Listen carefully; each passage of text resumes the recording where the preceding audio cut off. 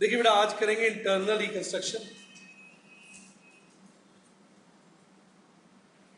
जैसा कि नाम अपने आप में आपको आइडिया दे रहा होगा, इंटरनल रिकंस्ट्रक्शन। इसको आप कंपेयर कर सकते हैं, जैसे आपका घर पुराना हो गया तो आपने क्या किया, उसकी मरम्मत करा के उसको नया करा दिया, लीपा पोती करके नया करा दिया। यानी घर वही है, कोई भी आएगा तो ये नहीं बोलेगा अरे आपने नया घर बनाया है। जैसे अमेलगमेशन में तो क्या होता था, पुराना घर तोड़ के नया घर बनाते थे, तो कोई आएगा कह रहे नया घर बनाया। अब इसमें आपको कोई नहीं कहेगा नया घर बनाया, क्या बोलेगा, घर अच्छा लग रहा है, नया सा लग रहा है, नयापन नहीं आया, नयापन आ जाएगा, नया नहीं होगा। तो इंटरनल रिकंस्ट्रक्शन में क्या होता है, जब किसी कंपनी के बहुत लॉसेज हो जाते हैं ना, तो हम कंपनी नहीं बदलते, कंपनी वही जिंदा रहती है, हम उसको अच्छा बना देते। लॉसेज मतलब वो फाइनेंशियली बैड हो गई ना, उसके सारे लॉसेज खत्म कर देते। फिर सुनिए, इंटरनल रिकंस्ट्रक्शन में जिस कंपनी को बहुत ज्यादा लॉसेज हो जाए और उसकी बैलेंस शीट फाइनेंशियली वीक हो जाए, उसके हम लॉसेज खत्म करके उसको एक अच्छी नया रूप दे देते हैं, और वो कहलाता है इंटरनल रिकंस्ट्रक्शन। तो देखिए कितनी अच्छी डेफिनेशन दी है, it involves converting a financially bad company into a financially good company. तो जो कंपनी फाइनेंशियली बैड होती है उसको हम फाइनेंशियली गुड बना देते हैं। और कैसे गुड बनाते हैं, इंटरनल रिकंस्ट्रक्शन। जो गुड बनाने का तरीका है उसी को बोलते हैं इंटरनल रिकंस्ट्रक्शन। मैं आपको दिखाता हूं। अब जैसे इस कंपनी को देखो, मैंने बोला है financially bad balance sheet of ABC limited. अब इस कंपनी के अगर आप देखेंगे 8 लाख के लॉसेज है और कंपनी का बुरा वक्त चला गया, अब वो हर साल के 2 लाख रुपए कमाएगी। उसके बावजूद भी देखिए 8 लाख के लॉसेस को खत्म करने में 4 साल लग जाएंगे, और उसके बाद भी वो 2 लाख रुपए ही कमाएगी। तो कोई भी आदमी इसमें हाथ डालना नहीं चाहेगा। क्यों? वो कहेगा इतने लॉसेस है, इसमें हाथ डालने का मतलब है इसके लॉसेस को भी अपने साथ गले लगा लो। तो भले कंपनी का भविष्य अच्छा है, फिर भी कोई पैसा नहीं लगाना चाहेगा। क्यों? क्योंकि 8 लाख के लॉसेस तंग कर रहे हैं। अब हमने इन 8 लाख के लॉसेस को खत्म करना। वो कैसे खत्म होंगे? ये जितने भी 5 तरह के लोग हैं जिन्होंने इस कंपनी में पैसा लगाया, वो इन लॉसेस को बियर करेंगे। साथ ही हाथ बढ़ाना साथी। अब सब लोग हाथ बढ़ाकर इस लॉस को खत्म करें। एक एग्जांपल से दिखाता जाता हूं, 2 बैलेंस शीट्स, अब वो क्लियर हो जाएगा। कैलकुलेटर खोल लें, 8 लाख के लॉस राइट ऑफ कर देना, एक एक करके देखना। इसके इक्विटी शेयर्स कितने के? 4 लाख। अब देखिए नई बैलेंस शीट में हमने इक्विटी शेयर कितने कर दिए? 5 लाख, 50,000। तो कितने का लॉस बियर किया इन्होंने? 3.5 लाख का।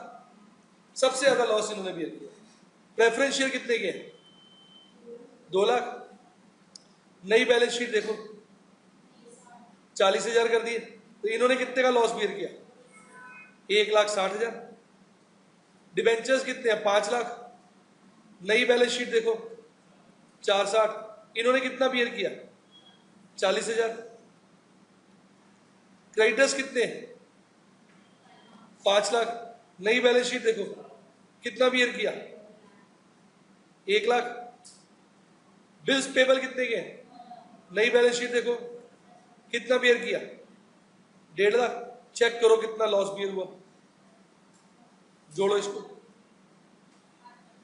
8 लाख। अगर ये 8 लाख ऐसे अपनी लायबिलिटीज कम करा लेंगे तो लॉस खत्म नहीं हो जाएगा। तो ये जो फाइनेंशियली बैड बैलेंस शीट है, तो ऐसी खूबसूरत सी बैलेंस शीट बन जाएगी। ऐसा नहीं लगा जैसे घर की लीपा पोती करा दी, प्लस्तर खराब हो रहा है, प्लस्तर करा दिया, फ्लोरिंग खराब हो रही है, टाइल्स बदल दी, कहीं मार्बल लगवा दिया, पेंट करा दिया, एकदम घर लग रहा है वैसे नया ब्रांड न्यू। घर वही है, स्ट्रक्चर वही है, कंपनी वही है। देखो अब क्या हुआ, 8 लाख के लॉसेस हमने बियर करा। अब ये कंपनी के हालात अच्छे लग रहे हैं कि कंपनी 2 लाख रुपए कमाएगी, जबकि कैपिटल कितनी है? 50,000। यानी 50,000 में 2 लाख, यानी 400%, 4 टाइम्स कमाएगी। अब सब इन्वेस्टर्स की जीभ बाहर आ जाएगी लालच के बाद, हम लगाएंगे, हम लगाएंगे, हम लगाएंगे। वही कंपनी जिससे इन्वेस्टर क्या कर रहा था, बचने की कोशिश कर रहा था कि कौन चक्कर में पड़े, वही कंपनी लीपापोती के बाद। ये सच्चाई है। वैसे आपको बताऊं, जैसे हम रहते हैं ना विलास में वहां पर, तो वहां बातचीत से मुझे पता चला कि जो लोग अपने विला को एज इट इज किराए पे देने की कोशिश करते हैं, क्या एज इट इज किराए पे देने की कोशिश करते हैं, मैं एग्जैक्ट रेंट नहीं बोल रहा हूँ, राउंड नॉर्मल वे में बोल रहा हूँ, उनका घर मान लो 70 रुपए किराए पे चढ़ता है। कितने पर? तो जो लोग उसमें अलमारियां वगैरह बना देते हैं, किचन अच्छी बनवा देते हैं मॉड्यूलर टाइप, मतलब थोड़ा पैसा खर्च देते हैं, तो वो जो 70 रुपए का घर किराए पे चढ़ता है, अच्छे से 110 या 120 रुपए किराए पे चढ़ता है। 70 और 110 को कंपेयर करो आप। 70 रुपए, 70,000, 70 लाख मत सोचो, 70 और 110 सोचो, यानी कितना किराया बढ़ जाता है। क्यों? रेडी टू यूज हो जाता है ना। अब किसी को किराए पे दोगे, वैसे ही वो किराए पे रहना चाहता है, कोई विदेशी है, फिरंगी है, बाहर से आया, पहले तो बैठ के वो काम कराए, वो इंटरेस्ट ही नहीं देते। सोच के देखो। तो ये ऐसा नहीं कि मैं आपको जो पढ़ा रहा हूँ ये बस मैं आपको बचकाना बातें सिखा रहा हूँ, सच्चाई से इसका कोई लेना नहीं देना, ये सच है। इन्वेस्टर को लगता है इस कंपनी के टंटे में कौन पड़ेगा, 8 लाख की जिम्मेवारी कौन उठाए। आपने थोड़ी मेहनत करी, यानी लैंडलॉर्ड ने क्या किया, थोड़ा घर सही कराया, अलमारी वगैरह प्रॉपर बना दी, बेड वेड लगा दिए, फैन वगैरह सेट कर दिए अच्छे से, तो सब कुछ ready to use, ready to मतलब यूज में आ गया कि कोई किराया ले अपना जाके बस रहना शुरू कर, तो उसी के बहुत अच्छे पैसे मिलने लग जाते। वही बात यहाँ आ गई, वो इंटरनल रिकंस्ट्रक्शन होता है। ये रियल लाइफ में भी लगता है और कंपनी में भी लगता है। आगे बात पूरी सुन। अब प्रश्न उठता है कि लॉसेस कौन बियर करेगा। हमारा जो एग्जाम्पल था उसमें हमने लिखा ही था कि इक्विटी शेयर होल्डर ने कितना लॉस बियर किया था, 3.5, याद है ना? दिखाओ फिर से, याद ही हो गया। प्रेफरेंस शेयर होल्डर ने कितना बियर किया था, 160। डिवेंचर होल्डर ने कितना बियर किया था, 40। क्रेडिटर ने कितना बियर किया था, 1 लाख। और बिल्स पेबल ने कितना किया था, 1.5 लाख। ऐसा करने से क्या हुआ था, लॉसेस राइट ऑफ हो गए। अब यहां बता रहा हूं इसके लिए हम क्या करते हैं, एक अकाउंट खोल लेते हैं, रिकंस्ट्रक्शन अकाउंट या कैपिटल रिडक्शन अकाउंट। और इसका रूल यह है कि जब भी लॉस हो रिकंस्ट्रक्शन डेबिट होगा, जब भी प्रॉफिट हो रिकंस्ट्रक्शन क्रेडिट होगा। अब जैसे इक्विटी शेयर होल्डर्स ने कितना छोड़ा, तो इसकी एंट्री ये नहीं हो जाएगी, equity share capital to reconstruction 3.5 lakh. सोच के देखो, कैपिटल उन्होंने कैंसिल करा दी, लायबिलिटी कम होगी, लायबिलिटी कम हो तो डेबिट, लायबिलिटी कम हो तो डेबिट, और ये हमारे लिए प्रॉफिट है, प्रॉफिट हो तो रिकंस्ट्रक्शन क्रेडिट। देखो अब आप सबकी एंट्री बना सकते हो। इसकी एंट्री देखो, ये राशि का बताएगी, क्या होगी इसकी एंट्री, प्रेफरेंस शेयर होल्डर की, preference share capital debit to reconstruction 1,60,000। Prasoon बताएगा इस 40,000 की क्या होगी, डिवेंचर कम हो रहे, डिवेंचर डेबिटेड टू रिकंस्ट्रक्शन। सारी एंट्री आ गई आपको, नहीं समझ आया? इस 1 लाख की एंट्री क्या होगी, Rajat, creditors debited to reconstruction. Bills payable के 1.5 लाख की एंट्री क्या होगी, bills payable debited to reconstruction. तो जब भी लायबिलिटी कम हो तो डेबिट, बढ़े तो क्रेडिट, एसेट बढ़े तो डेबिट, घटे तो क्रेडिट, प्रॉफिट हो तो रिकंस्ट्रक्शन क्रेडिट, लॉस हो रिकंस्ट्रक्शन डेबिट। अब सोचो रिकंस्ट्रक्शन में 8 लाख रुपया नहीं जमा हो गया, देखो मैं आपको दिखाता हूं। आप कहोगे सर ने तो बातों बातों में चैप्टर ही करा दिया, आपको ऐसा लगेगा। ये रिकंस्ट्रक्शन अकाउंट एंट्री है तो आपको याद है पहली एंट्री क्या थी, equity share capital to reconstruction, तो यहां क्या आ जाएगा, by equity share capital 3.5 lakh. दूसरी preference share capital to reconstruction, by preference share capital 1,60,000। तीसरी डिवेंचर्स टू रिकंस्ट्रक्शन, तो बाय डिवेंचर्स 40,000। चौथी क्रेडिटर्स टू रिकंस्ट्रक्शन 1 लाख, तो बाय क्रेडिटर्स 1 लाख। आखिरी bills payable to reconstruction 1.5 lakh, by bills payable 1.5 lakh. कैसा लगा? अब बैलेंस शीट में लॉसेस याद करो कितने थे, उनका बैलेंस क्या था, डेबिट या क्रेडिट, डेबिट था ना लॉसेस का। अब लॉसेस खत्म करने हैं तो लॉसेस को क्या करना पड़ेगा, क्रेडिट, और रिकंस्ट्रक्शन को क्या करोगे, डेबिट। 8 लाख से। अब ये देखो ये अकाउंट क्लोज हो गया। कैसा लगा? कर दिए ना लॉसेज राइट ऑफ। सच से बताओ मजा आया कि नहीं आया? अभी ये तो हमारा नब्बा तुला क्वेश्चन था, रिपीट, मतलब 8 लाख के लॉसेस थे, 8 लाख के हमने प्रॉफिट जनरेट की। पर होता क्या, कई बार जब हम प्रॉफिट जनरेट करते कभी थोड़े कम हो जाते, कभी थोड़े ज्यादा। अगर तो मान लो आपने प्रॉफिट ज्यादा जनरेट कर लिए, क्या फिर जो इसका बैलेंस इस साइड आएगा वो फिर चला जाता है कैपिटल रिजर्व। और अगर आपने प्रॉफिट कम जनरेट किए फिर बैलेंस किधर आता है? इधर। और वो एक तरीके से लॉसेस रह गए, रिपीट। पर वो हमें अच्छा नहीं लगता उसको लॉसेस कहने। आपने घर में सफेदी कराई और यहाँ थोड़ा सा सीलन का पैच आ गया तो आपको अच्छा लगेगा? अब हो यार सीलन आ, अब यहाँ तो पूरी सफेदी फिर से कराओ। इससे बढ़िया नहीं है एक सीनरी लाके लगा दी। हाँ, किसी ने पूछा वैसे नहीं अलग जगह पे सीनरी क्यों लगाई हुई है, तो आपने मानते से बता दिया वो सीलन आ गई थी, अभी अभी सफेदी कराई सीलन आ गई, मैंने कहा सीनरी लगाए तो वो क्या बोलेगा? बहुत बढ़िया, ये बहुत अच्छा किया, ये सही कराओ। सीलन तो बुरी लगती है तो ठीक लग रही है। आपने झूठ नहीं कहा, बता दी। इसी तरह मैं इसको यहाँ कोरिलेट कर रहा हूं। आपके लॉसेस बच गए, रिपीट। अब बैलेंस शीट में फिर लॉसेस दिखा दोगे तो आदमी कहेगा अब अच्छी रिकंस्ट्रक्शन करी। रिकंस्ट्रक्शन किस लिए की थी? आप कहोगे लॉसेस हटाने के लिए। ये नई बैलेंस शीट में किया, आप कहोगे लॉसेस है, कहोगे मैनर्स है। फायदा क्या हुआ? तो इसलिए आप उसको लॉसेस ना कह के ना बाय गुडविल लिख देते और नीचे फुटनोट में बता दे तो ये गुडविल जो है ये एक्चुअली रिमेनिंग लॉसेस जो राइट ऑफ नहीं कर पाए थे ये वो है, और इसको हम अगले साल तक राइट ऑफ या एक आध साल में जब प्रॉफिट कमाएंगे वहां से राइट ऑफ करें। तो वो सीनरी वाला एग्जांपल परफेक्ट हो गया ना। आपने सीनरी लगाई यानी गुडविल दिखाया पर झूठ नहीं बोला। एक तो होता ना, अब मेरे से पूछा भाई सब सीनरी यहाँ क्यों लगी हुई है? अरे तो यही लगती है, देखो सीनरी का डिजाइन ऐसा है, ये यही लगती है। मतलब आप झूठ बोल रहे हो उसको, मतलब बेवकूफ बनाने की कोशिश करो, आदमी भी डाउट में भाई सब अजीब लग रहा है, अरे यहाँ क्यों लगाई है? सेंटर में लगाता दीवार के, कॉर्नर में जाके लगाती है टेढ़ी करके वो, और पूछने वगैरह नहीं ये मॉडल आर्ट ही ऐसी लगता है कॉर्नर में। तो हम ऐसा झूठ नहीं बोल रहे, उसने भी सिंसियरली कह दिया, हमने भी सिंसियरली बता दिया भाई ये गुडविल अनअमोर्टाइज्ड लॉसेस है जो थोड़े से रह गए, इनको हम राइट ऑफ कर देंगे। और गुडविल कहने का पर्पस ये होता है कि हमने राइट ऑफ कर दिया, हमारी पोजीशन स्ट्रांग है, लॉसेस कह नहीं रहे, गुडविल टाइप है, इसको बस राइट ऑफ करो। तो अब तक आपने क्या क्या सीखा, सोचो जरा, समराइज करो। पहले आपने सीखा कि जब इतने ज्यादा लॉसेस होते हैं तो कोई आदमी पैसा नहीं लगाना चाहता, बैलेंस शीट फाइनेंशियली क्या होती है? वीक। फिर ऐसी बैलेंस शीट देखकर प्रमोटर्स, शेयर होल्डर्स के मन में गाना आता है, कौन सा? साथ ही हाथ बढ़ाना साथी रहे। सब लायबिलिटी साइड वाले लोग हाथ बढ़ा के लॉसेस राइट ऑफ कर दो। तो राइट ऑफ करने से क्या होता है? बैलेंस शीट में लॉसेस खत्म हो जाते। फिर बातों बातों में मैंने आपको उसकी क्या सिखा दी? जर्नल एंट्री भी सिखा दी आपको, हाँ के ना, बकायदा क्वेश्चन करके दिखा दिया। पहले आप जर्नल एंट्री पास करोगे फिर ये अकाउंट बनाओगे। हमारा तो परफेक्ट क्वेश्चन था तो 8 लाख खत्म हो गए थे, अगर नहीं खत्म होते तो बैलेंस कहाँ जाता? गुडविल या कैपिटल रिजर्व। डेबिट बैलेंस आता तो बाय गुडविल, क्रेडिट बैलेंस आता तो टू कैपिटल रिजर्व, और फिर नई बैलेंस शीट हम बना देते।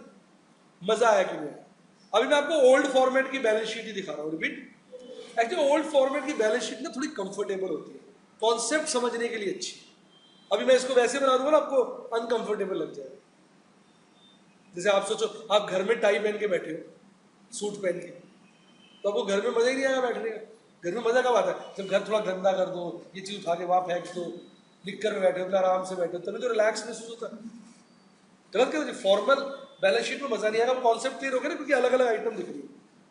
अभी वो शेड्यूल 6 की न्यू बैलेंस शीट से ही कराऊंगा सारे क्वेश्चन, पर समझाने के लिए पुरानी बैलेंस शीट में, क्योंकि एक्चुअली शेड्यूल 6 की बैलेंस शीट में प्रॉब्लम क्या, हर फिगर ना टोटल करके आती, क्या आती, तो अलग अलग नहीं दिखा सकते, तो मजा सा कम आता है। अभी जरा मैंने आराम से बना लिया ना, समझ आया सबको? क्लियर हो गया?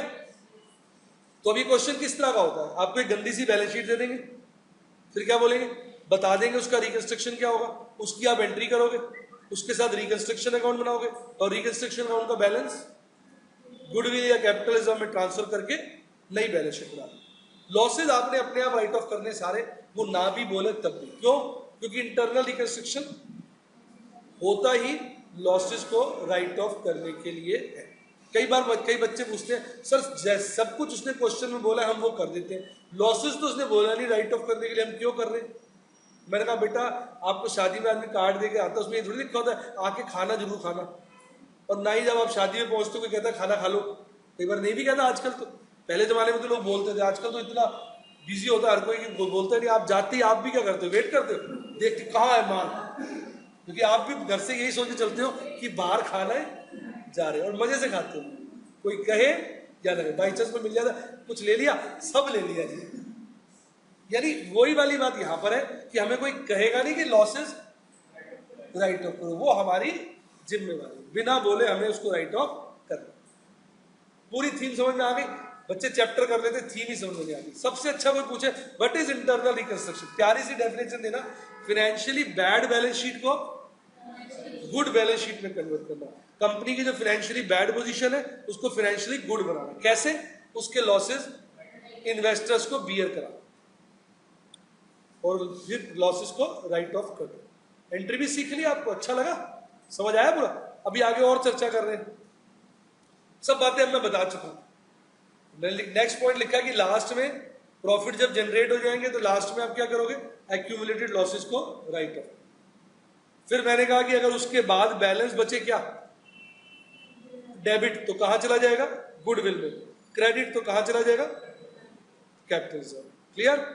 फिर उसके बाद मैंने बताया कि लॉसेस कौन बियर करता है, टू ओनर कौन होता है कंपनी का, तो इसलिए सबसे ज्यादा लॉस कौन बियर करेगा, उससे छोटा ओनर कौन होता है, उससे कम कौन बियर करेगा। उसके बाद आता है अनसिक्योर्ड क्रेडिटर्स का नंबर, किसका, और बिल्कुल लास्ट में आता है सिक्योर्ड क्रेडिटर्स।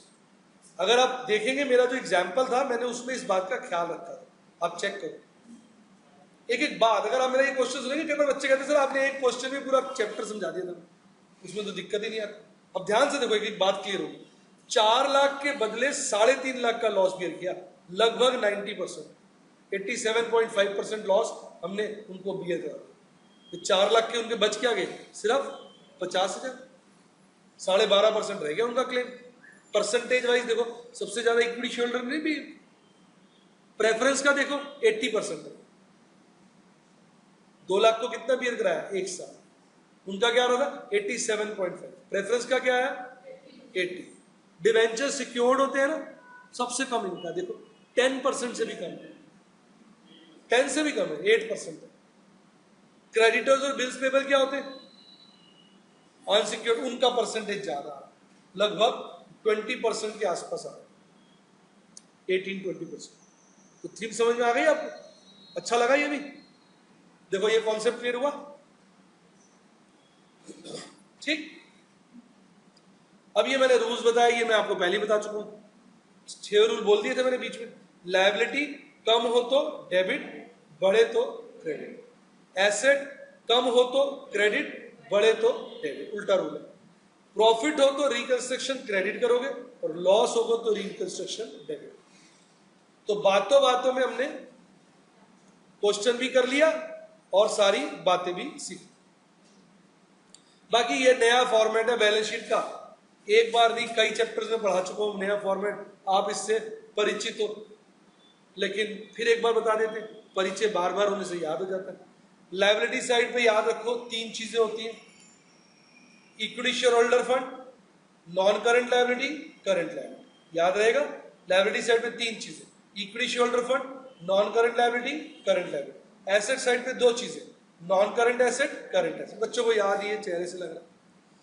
तो equity and liability main heading होता है, पहला शेयर होल्डर फंड, इसके 2 मेन चीजें होती है, share capital, reserve and surplus.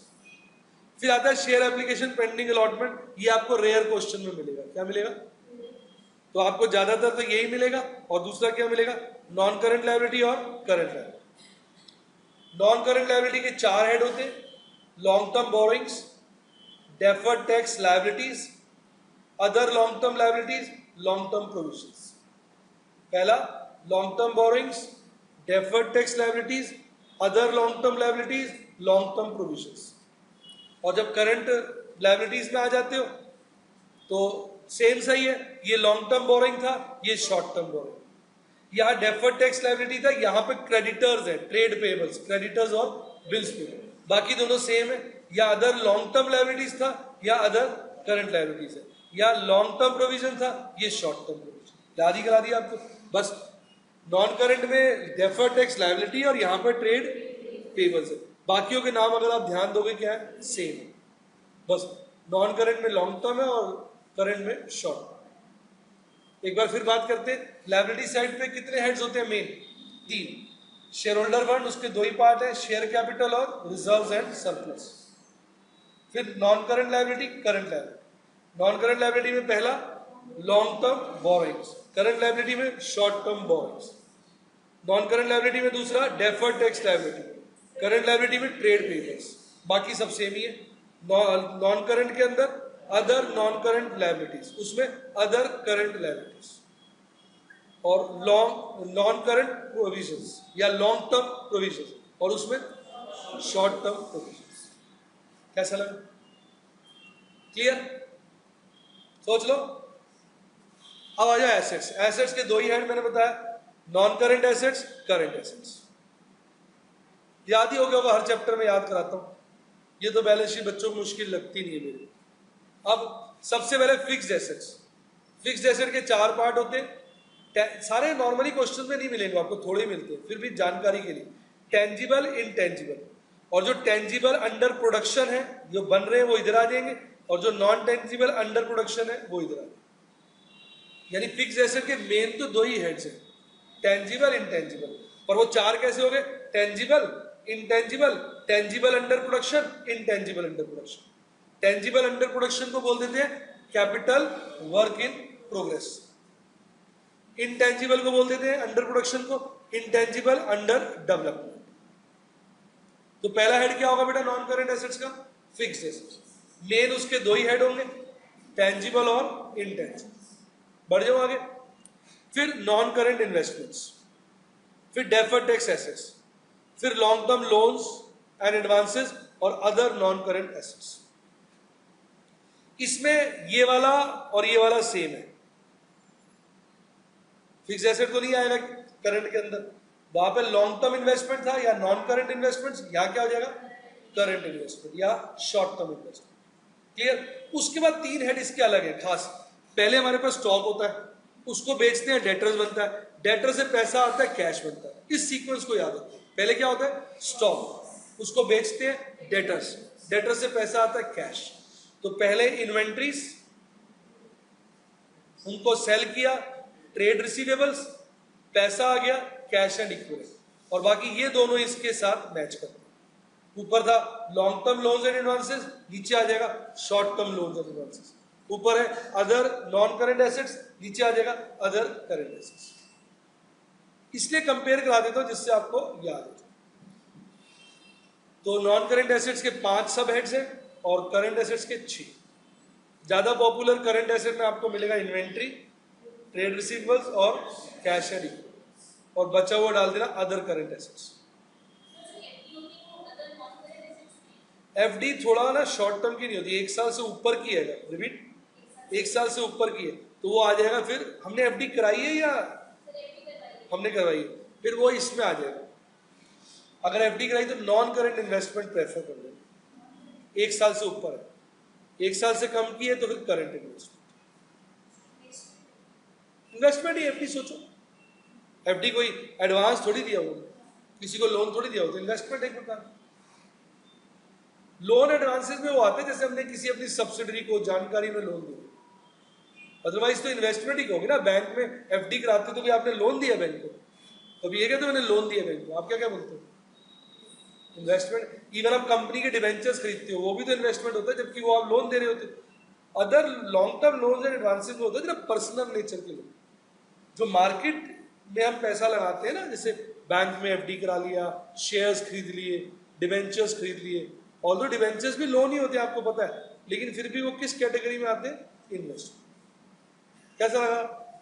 Loan normally होता है 1 to 1 वाला। क्या? जैसे मैंने आपको लोन दिया, आमने सामने बैठ के लोन,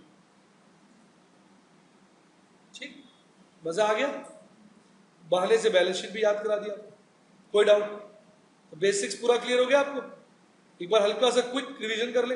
एंट्री में तो कोई डाउट नहीं, में तो रट गई आपको।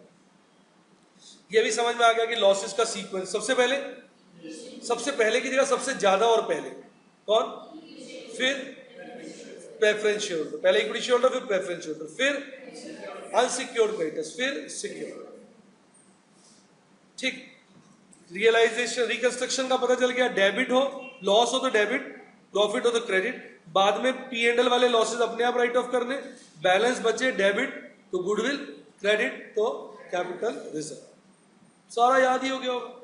इंटरनल रिकंस्ट्रक्शन का मतलब फाइनेंशियली बैड कंपनी को फाइनेंशियली गुड बनाना, कैसे, साथ ही हाथ बढ़ाना, साथ यानी जो लोगों ने पैसा लगाया वो हाथ बढ़ाकर मिलजुल कर सारे लॉसेस बियर कर लें। थोड़ा मजा आया, पूरी थीम क्लियर, श्योर, पक्का। और लॉस प्रॉफिट की एंट्री तो सीखी नहीं मैंने, आपको बातों बातों में सारी एंट्री करके दिखा दी, नहीं सही बताओ, क्लियर।